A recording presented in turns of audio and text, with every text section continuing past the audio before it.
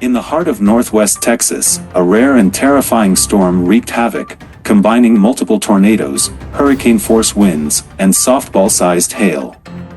The town of Matador bore the brunt of this destructive force, resulting in the loss of at least 4 lives and causing significant damage. Senior forecaster Matt Zebel from the National Weather Service in Lubbock described the unprecedented nature of the storm, emphasizing the rarity of encountering killer tornadoes, hurricane-force winds, and softball-sized hail simultaneously. The supercell responsible for the devastation formed near Amarillo around 8 p.m. on Wednesday before unleashing its fury upon Matador.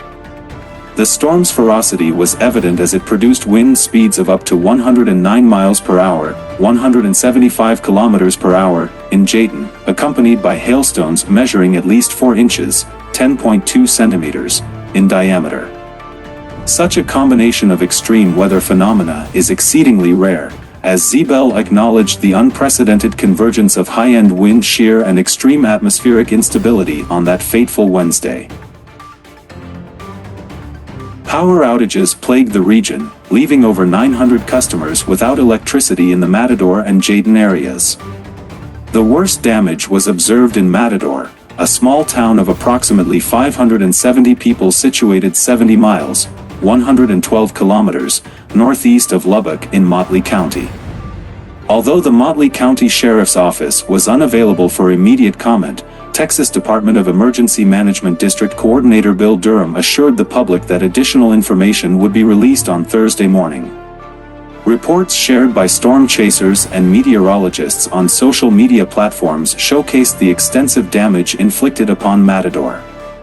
Homes were ravaged, utility lines were torn down, trees were uprooted, and the overall infrastructure was left in shambles. As the community grappled with the aftermath, their resilience and determination to rebuild would shine through, embodying the unwavering spirit of unity in the face of adversity. Despite the lingering potential for thunderstorms, the risk of severe weather with tornadoes was deemed low. Matador and its neighboring towns would remain vigilant, yet resolute, in their efforts to recover and rebuild.